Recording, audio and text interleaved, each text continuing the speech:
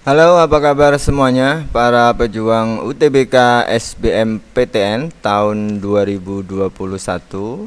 Assalamualaikum warahmatullahi wabarakatuh. Salam sejahtera untuk kita semua. Oke, pada video kali ini saya akan coba membahas tentang bagaimana sih sistem penilaian UTBK SBMPTN. Ya, jadi sebelum kita melakukan tes UTBK SBMPTN, kita harus tahu ya, teman-teman semua harus tahu bagaimana sih sistem penilaiannya. Karena sistem penilaian itu akan berpengaruh terhadap strategi yang harus diterapkan dalam menghadapi ujian atau UTBK nantinya. Ya. Sistem ini berbeda dengan tahun-tahun sebelumnya. Ya, ini baru diterapkan 2 atau 3 tahun. Kalau dulu di SBMPTN itu sistemnya menggunakan yang benar dikalikan 4, yang salah dikurangi 1, ya, yang tidak diisi 0. Kemudian nanti dijumlah terus dibagi dengan jumlah soal, jumlah nilai kalau benar semua. Nanti akan dihitung dalam bentuk persentase, ya. Kalau dulu pakai jika sistem penilaiannya seperti itu, maka strateginya juga berbeda ya. Kalau mau nembak jawaban harus hati-hati, karena kalau salah dikurangi 1. Makanya kita harus tahu dulu sistem penilaiannya seperti apa. Nah, kalau kita sudah tahu penilaiannya, maka kita bisa menyusun strategi bagaimana agar dapat mendapatkan nilai yang maksimal. Oke, di UTBK SBMPTN 2021 ini masih sama dengan 2019 dan 2020. Yang dipakai adalah modelnya analisa respon butir, ya, atau ada yang menyebut istilah asingnya itu IRT, ya, itu ya. Saya tidak begitu bisa bahasa Inggris ya. IRT, ya, item respon teori. Nah, apa itu IRT atau IRT? Nanti akan kita coba bahas bersama-sama ya. Saya juga ini dapatkan dari berbagai sumber. Mudah-mudahan apa yang saya sampaikan ini benar. Jika memang salah, tolong nanti diingatkan ya. Jadi model penilaian yang akan dipakai nanti adalah namanya IRT, Item Response Theory.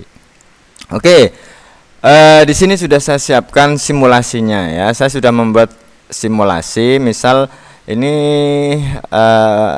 diikuti 20 peserta dengan soalnya ada 10 butir. Ya, meskipun di beberapa teori itu mengatakan bahwa IRT atau IRT itu model penilaian ini akan valid jika pesertanya minimal 1000.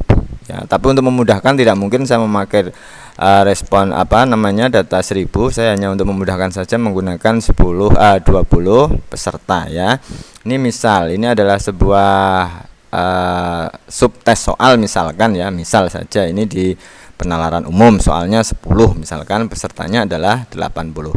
Saya sudah buat simulasinya. Ini adalah jawaban yang di-entry oleh para peserta ya. Ini jawaban-jawaban yang di-entry oleh para peserta. Ada yang kosong ya, ada yang tidak diisi ya, ada yang semuanya diisi ya. Dari 20 peserta ini dari 10 soal. Oke. Setelah semua jawaban dari peserta ini masuk ya, maka sistem nanti akan menganalisa mana jawaban yang benar dan mana jawaban yang salah. Oke. Ini.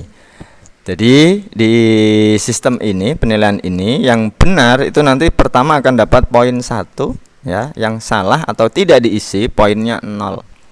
Misal ini peserta 1 ini dia di nomor 1 menjawab A, berarti kuncinya D, maka dia 0 ya. Di nomor 3 dia tidak mengisi jawaban ya, kuncinya D, ini juga 0 ya. Sementara di nomor 4 dia sama, jawabannya A, kuncinya A, maka poinnya 1. Oke ya, jadi yang pertama dinilai adalah menentukan jawaban itu benar atau salah. Kalau benar dapat poin 1, kalau salah atau kosong dia tidak dapat poin. Oke, itu yang pertama. Nah, ini sementara jumlah benarnya saja ini ya. Jadi peserta 1 benarnya 4, peserta 2 benarnya 3, peserta 3 benarnya 5 dan seterusnya. Setelah itu akan dilakukan yang namanya analisis butir soal. Jadi setiap butir soal akan dianalisis. Ya, ini hasilnya. Soal nomor 1 ini akan dilihat ada berapa orang, berapa peserta bisa menjawab dengan benar. Ternyata hanya 1 orang. Kalau di prosentase hanya 5% dari total peserta itu bisa menjawab. Oke. Kemudian soal nomor 2 ini ternyata ada 5 orang yang bisa menjawab, atau kalau di prosentase yang bisa menjawab dengan benar adalah 25%. Soal nomor 3 ini ternyata yang bisa menjawab adalah 14 siswa, 14 peserta, atau sekitar 70%. Nah, setelah setiap butir soal ini dianalisis, ya gini, ada beberapa pendapat yang mengatakan bahwa nanti bisa saja soal itu diklasifikasi menjadi 3 kategori. Bisa soal yang mudah, sedang, atau sulit. Ya, setiap kategori itu akan dapat poin sendiri-sendiri. Nah, itu ada salah satu teori seperti itu, ya. Jadi misalkan yang sulit nanti dikasih poin 3 misal, yang sedang dikasih poin 2, misalkan yang mudah dikasih poin 1. Tapi juga ada beberapa pendapat yang mengatakan pemberian poinnya tidak seperti itu, tapi berdasarkan persentase. Lah saya akan ikut aliran yang kedua ini. Ya, saya lebih cenderung yang kedua ini. Jadi ini misalkan soal nomor 1 ini yang benar kan 1 peserta atau 5%. Maka soal nomor 1 ini bobotnya adalah 95. Tinggal kebalikannya ini, kalau dari 100 ini kan sudah ada 5 berarti 95. Kalau misalkan hanya 1%, maka nanti 99%. Oke, soal nomor 2 ini yang benar adalah 25% peserta, berarti poinnya adalah 75 bobotnya. Artinya semakin banyak peserta yang bisa menjawab dengan benar, maka poinnya akan kecil. Begitu juga sebaliknya, semakin sedikit peserta yang bisa menjawab dengan benar, maka bobotnya akan menjadi lebih besar. Oke ya, contoh ini misalkan di soal nomor 5 ini karena hanya 20% yang bisa menjawab, maka ini 80. Jadi nomor 1 ini 5%, 95. Ya, kalau misalkan 75%, maka ini bobotnya adalah 25. Itu ya, yang dianalisa berikutnya adalah menganalisa setiap butir soal. Ya, setiap butir soal. Oke, setelah dianalisa setiap soal punya bobot sendiri-sendiri, maka nanti jumlah soal yang benar ini akan dikalikan dengan sesuai bobotnya masing-masing. Nanti soal nomor 1 kalau dia benar dikalikan dengan soal bobot nomor 1, nomor 2 juga dikalikan dengan bobot nomor 2, dan seterusnya. Oke, ini hasilnya. Misal, ini peserta 1, dia di nomor 4 ini benar, ya. Karena nomor 4 ini bobotnya adalah 25, maka dia dapat poin ini 25 di sini. Ya. Begitu juga dengan nomor 7, dia benar, poinnya bobotnya 80, maka dia dapat 80 poin di sini. Ya. Kalau 0 ya dia tidak dapat poin, ya, tidak dapat bobot. Oke, setelah semua ini maka akan dijumlah semua poinnya dari nomor 1 sampai nomor 10. Misalkan peserta 1 ini dapat 215, peserta nomor 2 ini dapat 115, peserta nomor 3 ini dapat 300, dan seterusnya. Nah, jadi poinnya di total. Di total poinnya sudah dikalikan, tadi benarnya sudah dikalikan dengan bobot soal masing-masing. Oke ya. Setelah itu, setelah dapat poin setiap peserta ini, maka yang dilakukan selanjutnya adalah sistem akan mencari berapa rata-rata dari semua peserta, semua poin dari peserta, dan berapakah standar deviasinya atau simpangan baku, ya. Standar deviasi itu kalau di matematik itu di pelajaran statistik, ya, itu di kelas 11 dulu.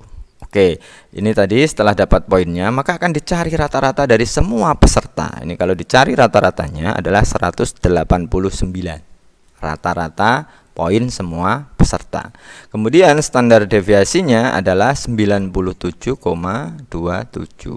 Jadi standar deviasi itu sebenarnya untuk mencari kesenjangan atau gap antara data tertentu dengan data rata-ratanya. Maka kalau di statistik itu kan mencari standar deviasi, pertama kan datanya dikurangi dengan rata-ratanya, kan itu ada rumusnya itu di situ, ya. Tapi ini saya otomatis ini pakai Excel.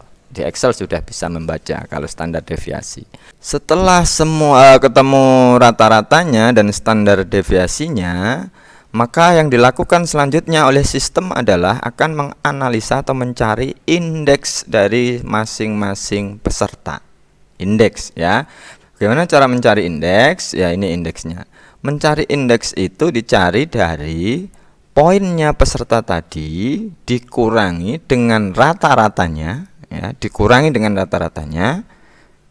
Oke. Kemudian dibagi dengan standar deviasi. Jadi misalkan peserta 1 ini 215 dikurangi dengan 189, kemudian nanti dibagi dengan standar deviasinya.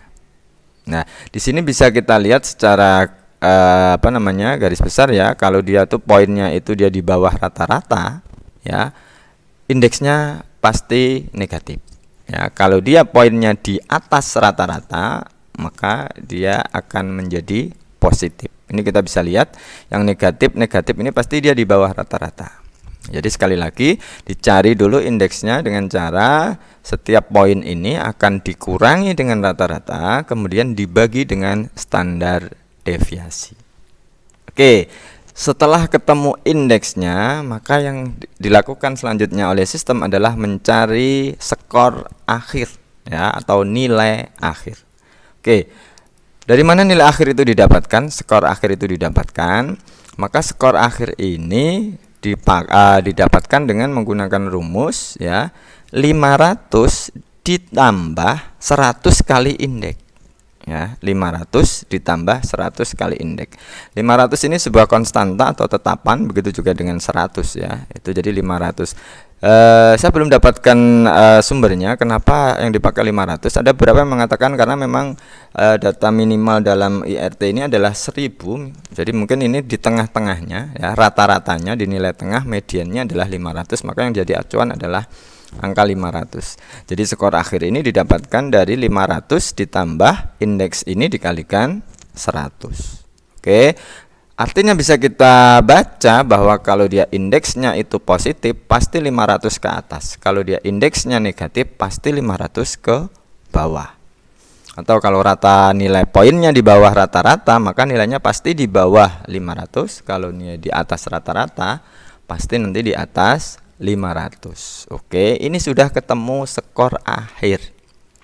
Ini dari satu mata uji loh ya. Di UTBK itu kan ada 8 ya, baik Saintek maupun Sosum. Jadi untuk setiap mata uji, misalkan penalaran umum, dia akan dianalisa seperti ini. Kemudian begitu juga dengan pemahaman bacaan dan menulis, kemudian di kuantitatif dan yang lain akan dilakukan masing-masing seperti ini, sehingga akan muncul skor akhir setiap mata uji. Oke, dari sini kita bisa lihat, kita bisa bandingkan ternyata. Coba kita lihat. Tadi ini adalah jumlah soal yang benar tadi yang kita ambil data dari depan. Ternyata ada peserta yang hanya bisa menjawab 3 soal tapi nilainya 567. Dia lebih tinggi daripada yang bisa menjawab 5 soal. Ya, ini ada ya. Ini 5 soal ini. Nah, ini 547, di sini 5 soal adalah 511. Sementara dia hanya bisa menjawab 3 soal adalah 567. Artinya peserta nomor 5 ini meskipun dia hanya bisa menjawab 3 soal, tapi kebetulan soal yang bisa ia jawab adalah soal yang masuk kategori sulit yang memiliki bobot lebih tinggi. Nah, ini mungkin yang peserta yang dapat poin peserta nomor 9 ini, dia bisa benar 5 soal tetapi poinnya kok kalah dengan yang 3 soal. 5 soal yang ia jawab adalah mungkin yang bobotnya tidak begitu tinggi. Oke, jadi di sistem penilaian ini nilai tertingginya nanti bisa di atas 1000. Kalau ternyata memang banyak peserta yang tidak bisa menjawab ya, dan poin soal itu adalah semakin tinggi, maka bisa saja dia di atas 1000.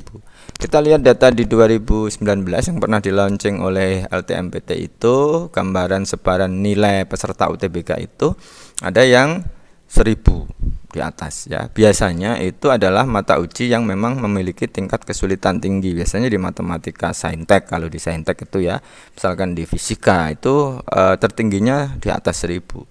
Kalau di TPA itu tidak ada 1000 karena memang mayoritas peserta kan mungkin bisa menjawab soal-soal TPA, jadi tertingginya tidak ada 1000. Oke, jadi kesimpulannya setelah tahu model penilaian ini, IRT ini tadi ya, sampai bingung nih kan suruh ngomong bahasa Inggris ini ya. IRT ini salah satu strateginya adalah bagaimana agar dapat mendapatkan nilai tinggi itu lebih memaksimalkan menjawab soal-soal yang diprediksi banyak peserta lain tidak bisa menjawab. Nah, itu salah satu strateginya. Jadi kalau semakin banyak bisa menjawab soal dengan benar itu adalah dari soal-soal yang memang masuk kategori sulit yang bobotnya tinggi, itu akan mengakibatkan poinnya atau skor akhirnya menjadi tinggi. Oke ya, dan ini adalah yang dipakai dalam penilaian UTBK.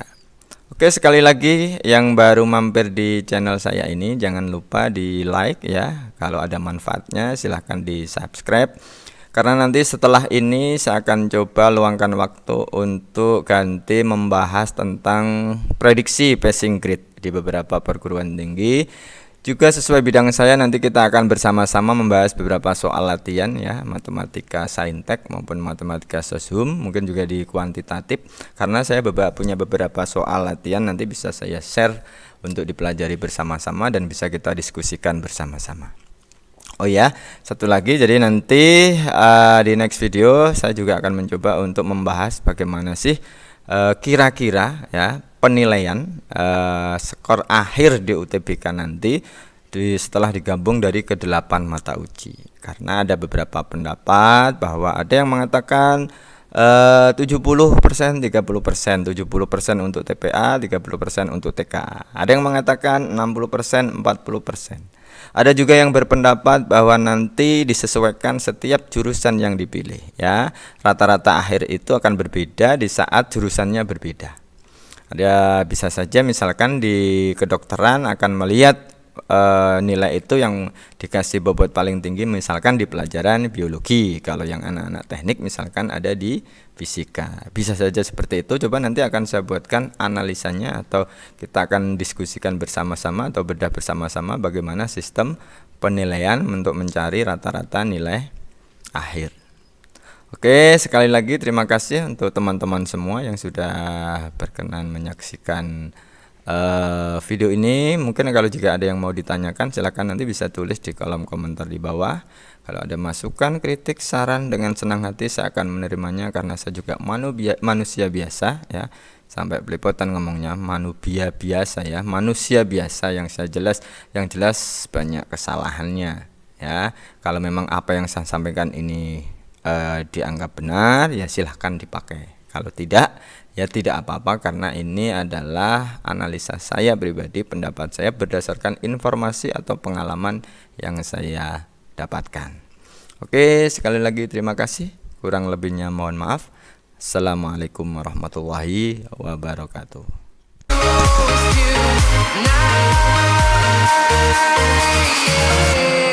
I've been flying from town to town, from London to